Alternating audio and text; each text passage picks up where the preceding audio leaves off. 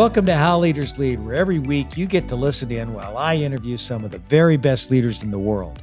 I break down the key learnings so that by the end of the episode, you'll have something simple you can apply as you develop into a better leader. That's what this podcast is all about.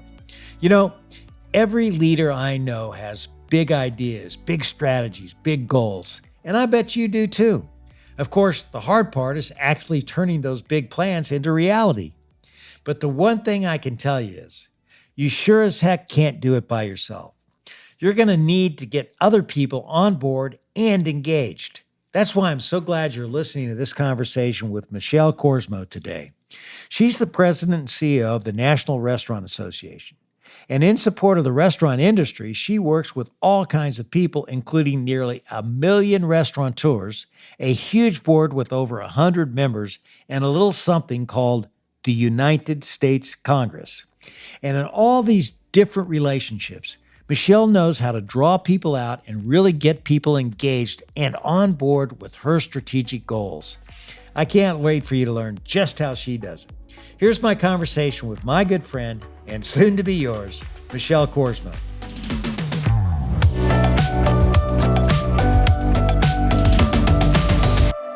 You know, you took over as CEO of the National Restaurant Association in May of 2022. Give us a snapshot of the business that you run today. You know, it's an interesting time to start with the National Restaurant Association because in, that time we were 2 years kind of post the launch of COVID and what that did to the industry. And so most of the industry was working to get back to business as usual and really trying to figure out what that landscape looked like. But of course, everybody was doing so with a lot of bruises. There was a lot of pain that happened during the pandemic in the restaurant industry, and it continues to exist for so many companies. Although what's fascinating is just when everybody was feeling like they were getting back to what they would consider business as usual, we really came into big increases in food prices, challenges with workforce shortages, trying to find workers, get people back up and running, and figure out how to bring that great warm hospitality back to everybody who was so desperate to get back to restaurants. So it was a really interesting time to come into the industry, and I was so glad to be able to do so. You know, when you think about it, there aren't too many industries that are a part of everybody's life like restaurants. How many restaurants are in your association? In the United States, we represent nearly 1 million restaurants. And so if you think about that, nearly 1 million restaurants in this country, that's an awful lot of businesses.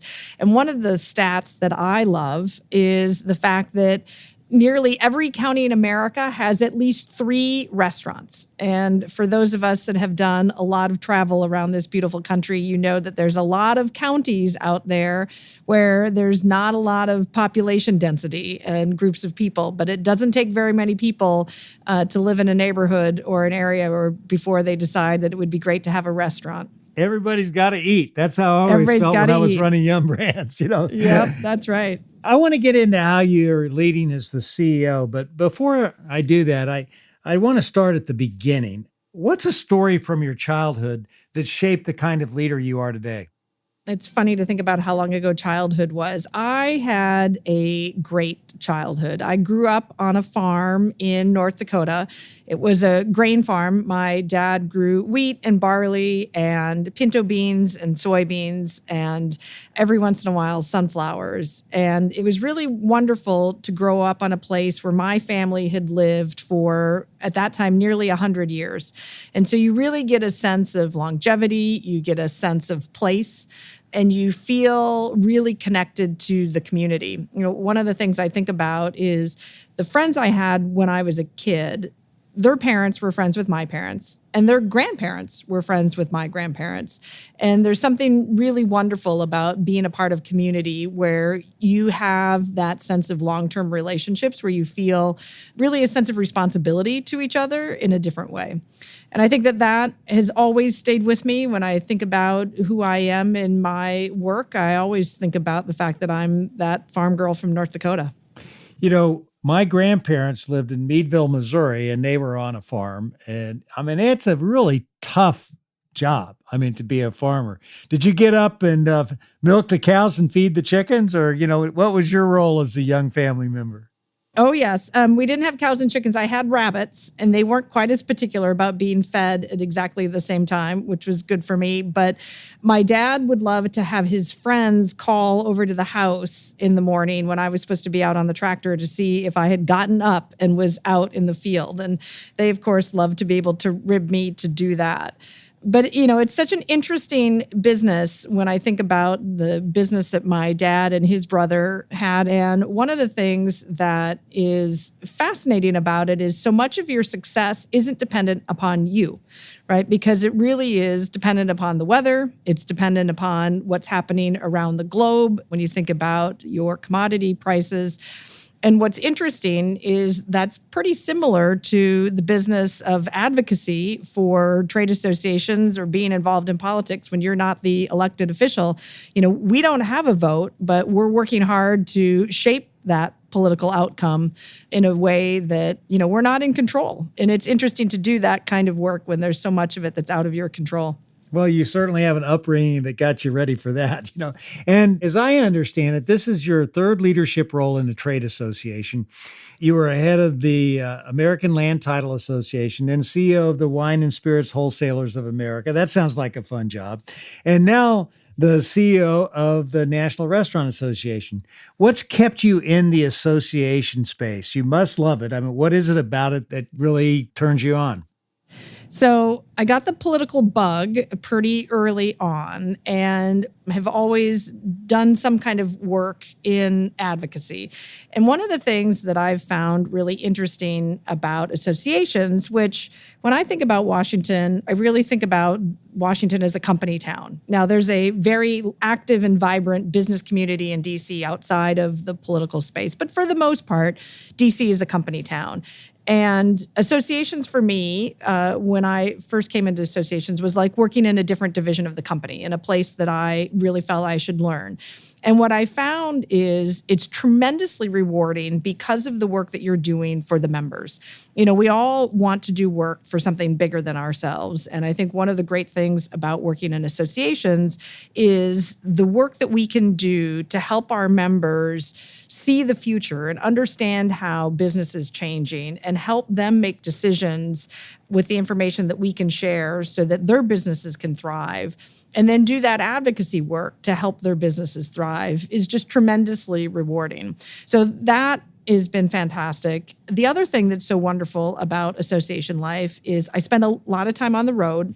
And for anybody that spends a lot of time on the road, that that's actually pretty tough, right? It can be fairly exhausting. But the nice thing for me when I'm on the road is I'm going to see members and I'm going to see them in their place of business and visit their communities. And that's always energizing because there's so much that people are doing that really is affirming, right? That positive affirmation of the great things that they're doing in their communities. When you take over an association, you have to become a subject matter expert. I mean, you have to really know your industry inside and out. As a leader, how do you go about learning a new industry? And use the restaurant category as an example.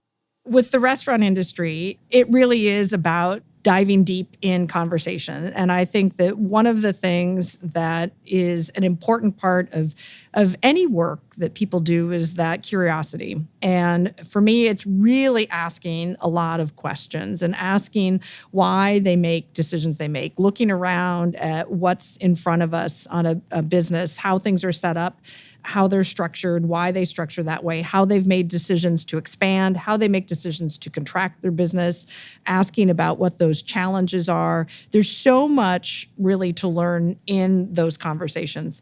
We all want to find an answer in a book, and there are a lot of answers in a book. And I think that there is a really important balance of, reading about an industry, reading some of the policy rules and regulations that are so much of why people set up their businesses the way they set them up in order to make sure that they're complying with the laws.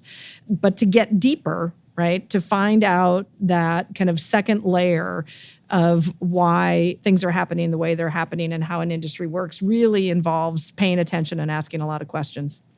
You also have to go in and build your team, and you don't get to pick your team when you first go into a place. You inherit a team. How do you go about evaluating your team and deciding who should be on it and whether you have the right people on the bus? I don't know that I think of it about evaluating the team. I think for me, it's really more of defining and understanding the vision of where I think we should be going for this association. The team is strong. I think anytime you're coming into an organization at this level, you're coming into a really strong team. And it's important to remember that the leaders before you were really smart people and they had really good reasons for making the decisions that they made.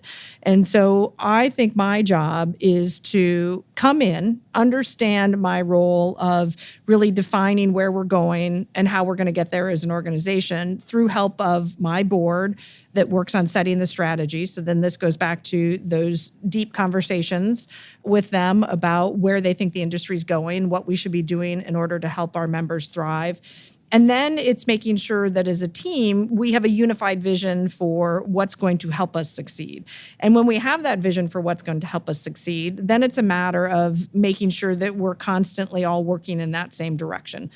There's so many things that we can do. And one of the things about association life or advocacy life in general is that every day you make it up, right? You get to decide what I'm going to focus on today and what work we're going to put priorities on. And so that priority setting is really as important here. I would almost argue that it's more important here than it is in other places because it's not like you've got the orders coming in that you have to fulfill. I mean, it really is thinking about what are the most important things for us to be working on as an organization and then making sure we're all driving in that direction. And so when I think about the team, it's really about whether or not the team understands and works to fulfill that vision. And that's really the most important part of my role as a leader with a strong team. How did you go about developing your vision and how would you describe it for us? Again, it always starts with asking lots of questions, but for me, it's remembering who we are as a trade association and what's the role that we play as an organization. So trade associations traditionally do, and I would say if you looked at any association, they're always going to do a very similar combination of advocacy, member education, and other communications where we're the public affairs, public relations arm of the industry. We do networking through our networking events, and then we do training and certification or standard setting. And it's within that core of our value proposition and those capabilities that we need to have.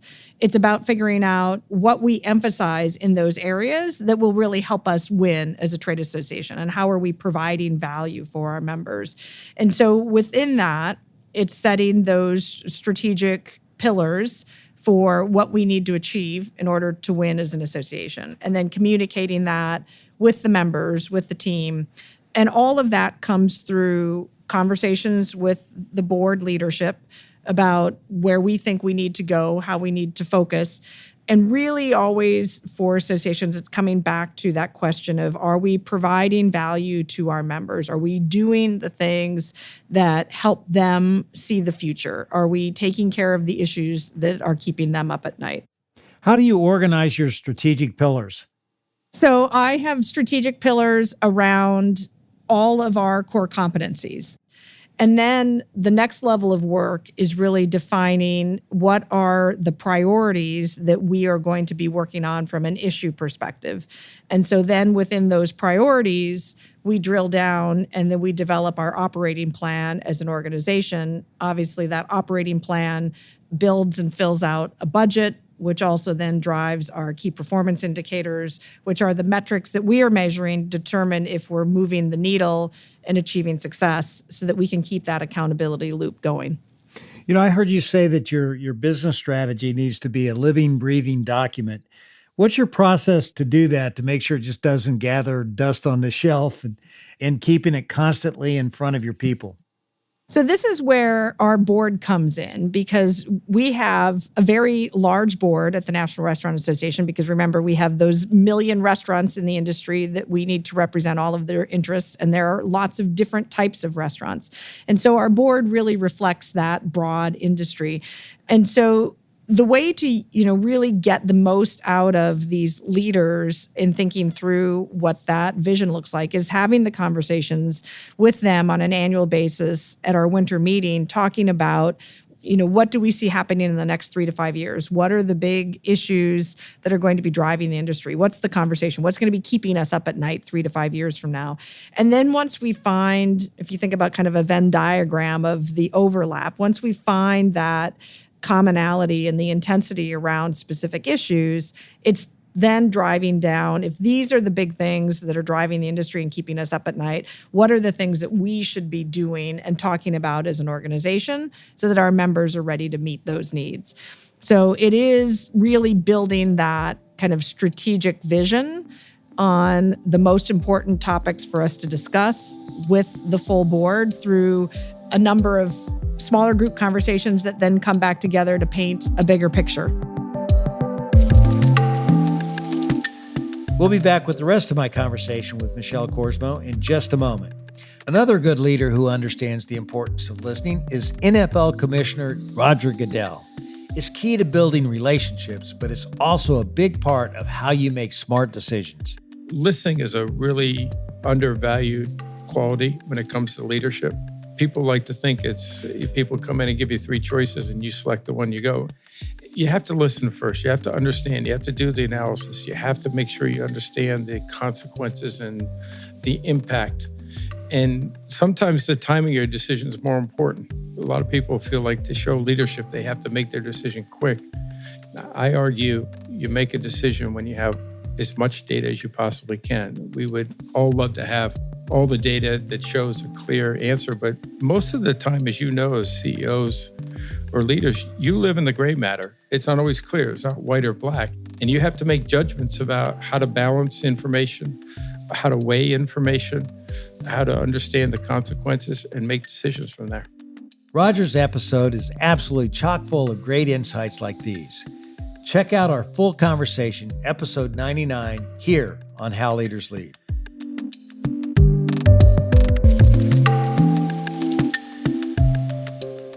How many people do you have on the board, Michelle? All in with our past chairman and our emeriti, we have about 120. So you have 120 people on your board. How do you manage that? I mean, that seems just like an overwhelming number of people to have as your board. It is. And I think it's not managing as much as it's engaging, right? Because everybody that's on the board of the National Restaurant Association is there because they've done something really remarkable. They've been a leader, they've given back, they have something to offer. And I think the most important thing for me in my position is how do I engage each of them? So I'm figuring out how we use that nugget of wisdom and that leadership to help the industry be stronger. And so that's really where I like breaking down into the smaller conversations. And this is a structure that we've had as an association, was set up in the past, where we break up into categories where people get together based off of the type of businesses that they're leading. And so then those categories meet, talk about the things that are pressing in their area of interest, and then we pull that conversation back together. Now, you're dealing with Washington, D.C. all the time. You're meeting with the government officials. What's the key to making that work for you guys? I mean, how do you really get things done in Washington?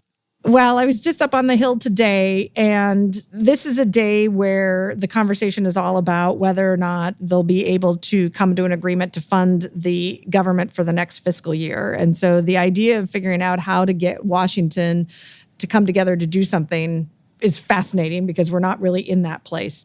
But I think that the most important thing with advocating in DC has continued to be the most important thing for generations, and that's the engagement of constituents with their elected officials. So for us, we do a lot of what we call shoe leather work, where you're wearing out shoe leather, walking around the halls, going to have meetings and having conversations and questions. And often it's staff to staff to talk about the details, but figuring out what a particular member of Congress cares about and obviously spreading the message about what's important to us. And while we do that shoe leather work that's important, what it's really about is gathering the information so that we can then come back to our members with a strategy of how we engage and deploy them on particular issues in a way that's really effective. So it's always working to build relationships. It's making sure that our members of Congress know and are visiting our restaurant operators in their district on a regular basis. And as you said, everybody has to eat. And so that's an easy thing to do. Every member of Congress has a favorite restaurant. And it's so nice that they know and have wonderful relationships with our restaurant operators. But the most important thing then is after we've built that relationship, making sure that we're deploying those asks at exactly the right time and for exactly the right thing, because they need to feel the intensity. They need to feel the pressure from our members about why issues are important. What would be your top 3 issues that you're really advocating for? Big issues for us center around workforce, and we're not different than almost any other industry that's out there right now. It's trying to figure out how we can continue to build a stronger workforce, how we can get more people back in the workforce than have been in the workforce. And of course, with that comes issues of work visas and also immigration reform. And these are really frustrating issues for us to talk about with members of Congress because there hasn't been a lot of movement in this area, as we all know, for a long time. And there needs to be, because we definitely have a crisis on our hands in this country. You know, I was watching the TV screens as I was up on the Hill with the juxtaposition of the president up at the UN giving a speech, and of course, what's happening with people seeking a better life in this country that are coming across our borders. And there needs to be a space for us to all understand that everybody is concerned about something slightly different in this space, but we can do something on issues like securing the border and issues like making sure everybody has documentation and is legally in a system.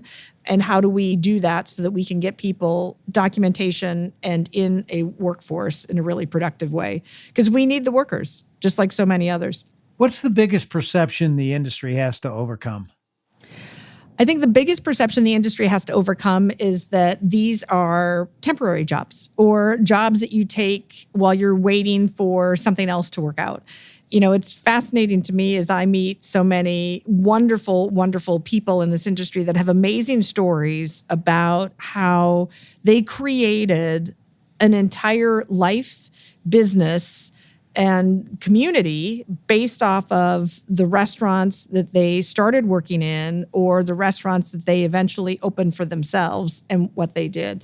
And I think a lot of people think that these jobs are not like a job of choice. And there are so many wonderful things about work in the restaurant industry that really give people a lot of joy. I had a great opportunity to be eating at a newly opened restaurant in Chicago, and it was one where some of my fellow Restaurant Association executives and I just went to in an evening after a long day of meetings. And we sat down and we're chatting, and the manager comes up to check and see how the lighting was at our table because, as I said, they were brand new. I think they'd maybe been open for a month. And so we started asking him questions about the restaurant and the opening and how busy they were and what was going on with the workforce, and probably more detail than he normally gets. And so he did ask us, so what do you do? Wondering why we were so curious. And so we confessed that we were all running different restaurant associations, the state associations, and then me with the National Association. And he was like, oh, wow. And he was kind of thrown back by the team at the table. And so we asked him his story. You know, how did you get to be the general manager of this beautiful restaurant? And he said that he had worked in a restaurant group for years and loved the work and been very successful, but he decided it was time for him to get his real job in marketing. You know, he'd gotten a degree in marketing, and so he decided, oh, I've got this degree, I should work in marketing. And he was there for a few years and didn't really love it, and got called by his former colleagues who were starting this new restaurant and said, we'd love to have you come and open up this restaurant. And he jumped at the chance. And I said, what was it? What's different? Why is it that you didn't really love that job? And what is it you love about this job? He said it was really all about the immediate satisfaction he had from solving problems in the restaurant. He said, for his marketing work, he was mostly consulting. And so they would do this work for clients, they'd send it off, and it would be months usually between when they did the work and when they actually saw some kind of result. Whereas in a restaurant, every day he was helping his team members solve problems. He was solving problems for guests. He was making things happen. And it was that connectedness with the people he was serving that was really so rewarding. And I think that's the story that everybody needs to understand about life in the restaurant industry. I agree with you. And looking back, Michelle, what's a story of where you placed a big bet thinking that your business needed to head in a particular direction and you were right? A great way that I think about taking a big bet where we were right was when I was at the Wine and Spirits Wholesalers of America. There was always the sense that we were a national organization that should be focused on national policy. But so much of that industry is really about what's happening in the states because we're state regulated. And one of the things that's important for national associations is to really balance the relationship that we have with our state association partners. And at the Wine and Spirits Wholesalers of America, we spent a lot of time convincing our board that we needed to invest in more of our team members, adding new staff focused on state advocacy.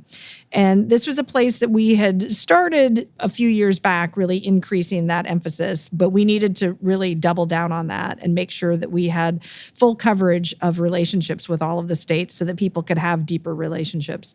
And we did this right before the pandemic started. And then, of course, leading into the pandemic, all of the rules and regulations on the ground about how alcohol was distributed and about what was happening for the sale of those products was really being looked at under a microscope. And to have a team that was fully engaged and deployed with the state associations, and so that we could all share information and make better decisions, was really effective. And so that was a nice big bet that paid off really well.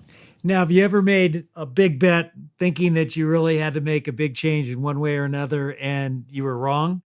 What I've found over time when I make wrong decisions, and I do, as we all do, the best thing to do is always to really focus in on the fact that that decision was wrong and then to pivot and figure out what the right decision is and change and go in that direction.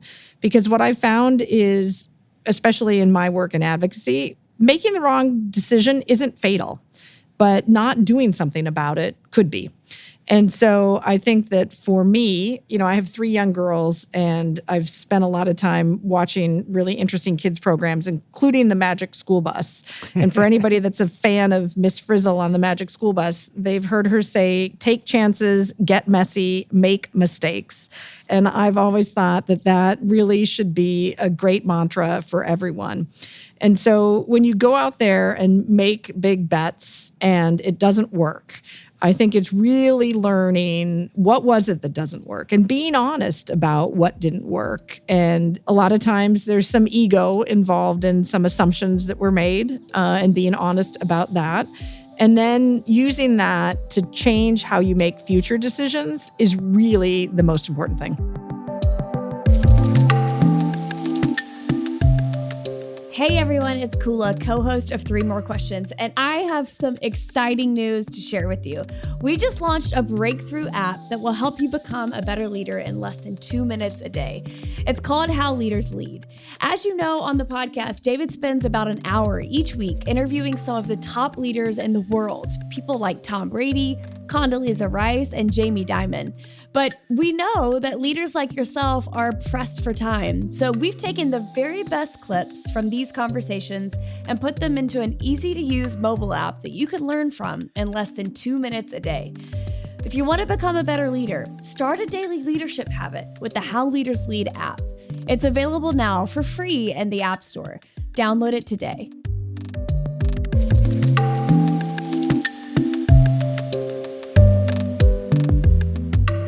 I know in the association business, and you're the expert, I'm not, but I've heard some say you should never get too far ahead of your members. What's the risk of being too far out ahead as a leader? You might be wrong. right? There's a lot of ego in thinking that you can be too far out ahead of your members. In this business of trade associations and advocacy work, we're not able to truly have all of the knowledge about why businesses are making the decisions that they're making or how one particular policy will impact them. We can do the modeling, we can have the anecdotal stories about what that may look like, but it's different than really being in the chair of the members, looking at all of the information in their businesses and making those decisions. And so the nice thing about being one step ahead of your members is it means that you're actively thinking about where the industry's going, what you should be focused on. It's really leadership, right? What you should be talking about, where you want them to start driving that conversation and providing feedback and guidance. If you're 2 steps ahead, you're too disconnected from what they're actually thinking and doing. And that's really what that statement is all about, is making sure that you're always connected with what's on their minds. You obviously, are constantly looking out and trying to improve the restaurant business and the other associations that you've worked with. But how do you go about sharpening your own axe? I mean, what do you do to get better yourself? Well, I listen to podcasts, David, like yours. I chuckle about that, but I actually do listen to a lot of podcasts. I love listening to podcasts when I'm coming into work in the morning. I love listening to business podcasts, strategy podcasts, because it's a great way to really get my mind warmed up for the work that I'm about to do that day. As always, it's a lot of reading, kind of what's happening in the industry, what's happening. I always, just a personal interest, go back to all kinds of strategy books, leadership, organizational health books. I've read books about many of your podcast guests who are tremendous examples of leaders and leadership. I think over the years I've found with the books that I've read, often it's tempting to say, ooh, let's completely follow this. Let's completely shift course and go in this direction. And for me, I think what I've determined works best is to figure out that nugget of insight that could apply to what I'm already doing, to tweak it, to make it just a little bit better. And I think that in everything that we do as leaders, we're always thinking about how can I learn from others who are doing things really well and then apply that in my own situation so that I can be a stronger leader. And so finding the time to listen to others, what other people are doing, and then pulling in a little improvement here and a little improvement there, I think over time is really good, much better than kind of switching philosophies mid-course and bouncing from one direction to another. Tell us a story about what you think is maybe the biggest leadership lesson you've ever learned. There's so many, it's hard to know exactly what's the biggest, but one that I remember very distinctly is, you're having me kind of go back and think about how I was when I first started leading as a CEO of a trade association. I had come in being the number 2 in an organization, and then the board hired me to be the CEO. And I found at the beginning that what I did was almost switch chairs, right? I'd moved offices, I was in a different seat, I'd switched chairs and had a new title, but I hadn't actually switched roles in my head. And the biggest lesson for me being a leader is understanding the importance of letting go of my old job and responsibilities and really putting on the hat that was my new job in thinking about the strategy, the direction of the organization, helping the team be really good at what they needed to do, ensuring that they all had the tools and resources they needed to succeed. And that switch to a different role in the CEO position was a really important one for me. And I think about that at different times of what's the role that I really need to play in this job and what's the role that other people play and how do I help them do that better? Michelle, this has been so much fun, and I want to have some more with my lightning round of questions. Are you ready for this? All right, here we go. What's one word others would use to best describe you? Loyal. What would you say is the one word that best describes you? Curious. Who would play you in a movie? I think it's between Catherine O'Hara and Lauren Graham, because people always say I remind them of either of those two. And what's striking to me is people always say I remind them of the mom character. And that's a Home Alone mom, right? Yeah, the Home Alone mom and the mom from Gilmore Girls. If you could be one person for a day beside yourself, who would it be? I don't want to be anybody but myself. Oh, come on. I mean, I think it's hard. I like being myself. All right. What's your biggest pet peeve? My biggest pet peeve is people who say that's not my job. What's something that brings you extreme joy? My family brings me extreme joy. What's something about North Dakota you'd only know if you lived there? There's something beautiful about being able to see for miles. What's your favorite restaurant in the world? This is tough to ask somebody that represents so many fabulous restaurants. I don't know that I have a favorite in the world. I have favorite in locations. I kind of hate to go down that path, but I'll give a shout out to my friends at Peacock Cafe in Washington, D.C. If I turned on the radio in your car, what would I hear? Podcasts. What's something about you few people would know? Well, most people don't realize I know how to drive a tractor. At least I knew how to drive a tractor before they got really technical and complicated. That's great. That's the end of the lightning round. Well done. I like how you stuck to the fact that you wouldn't want to be anybody but yourself. No. It's always harder to be somebody else than you think. I know people like to look at someone and say, oh, they've got it great in this direction or another. But it's good to be comfortable in your own skin. If you had a wish list, what would it be for the restaurant industry? How would you like everybody in this country to support the restaurant industry? I'd like people to know that people that work in the restaurant industry do so because they like interacting with people. So when you go to restaurants, know that the people that are serving you, the people that are making those beautiful meals are doing so because they want to engage with you. So engage with them and be happy and ask them a little bit about themselves and know that they're there because they want to talk to you. You've been a successful CEO for 3 associations, and what advice would you give female leaders on how to move up and grow into that CEO role? The advice I would give to women is to say yes. And what I mean by saying yes is that often women are offered opportunities to do something a little bit more or take on a new project or take on other responsibilities. And research has shown this, that women tend to hold back, right? They are concerned they're not qualified. They're concerned that they don't have the skills or expertise in order to do something. And so they're reluctant to say yes because they don't know if they're up for it. When the reality is they are up for it, they are capable, and people will give you a lot of space to take chances, get messy, and make mistakes, but you got to get in there to do it. And it's all of those different experiences that you have that will open up so many other opportunities and help shape you as a person and as a professional. So for me, when I think about advice for women, it's always to say yes, even when your head's saying, oh, I don't know if I'd be able to succeed here. The answer is yes, you probably will succeed. And even if you fail, it's not going to be as bad as you think. So last question, what would be the single bit of advice you'd give to anybody on what they need to do to become an outstanding leader? I think it's having and showing a lot of grace with people. I think that the most important thing to being a good leader is really knowing that people are always trying to do the right thing. And when it doesn't work out, giving them some grace to figure out how to make it work out and what you can do to solve those problems and how you can figure out how to succeed is really important. Michelle, I want to thank you so much for this conversation. It's pretty clear to me why you have been so successful, and good luck with the National Restaurant Association. You've got big tasks there. It's a tremendous group to be able to represent. I'm so glad to be here. Thank you, David. Thank you for having me.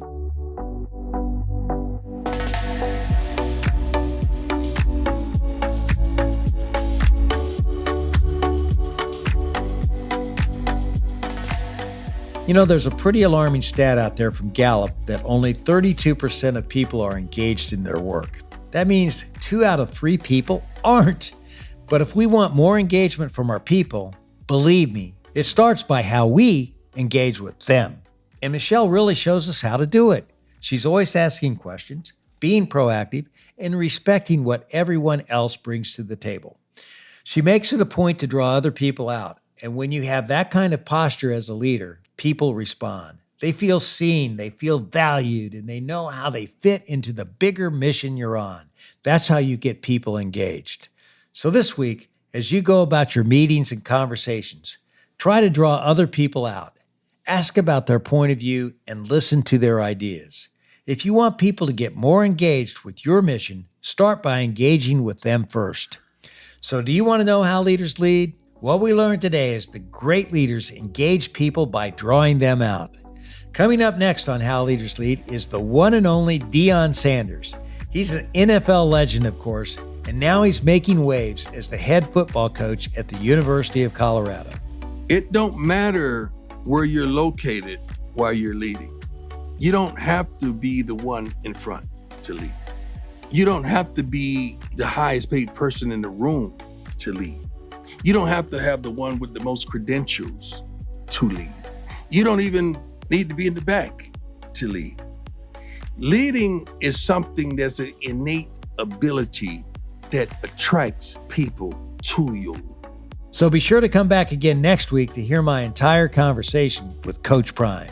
Thanks again for tuning in to another episode of How Leaders Lead, where every Thursday you get to listen in while I interview some of the very best leaders in the world.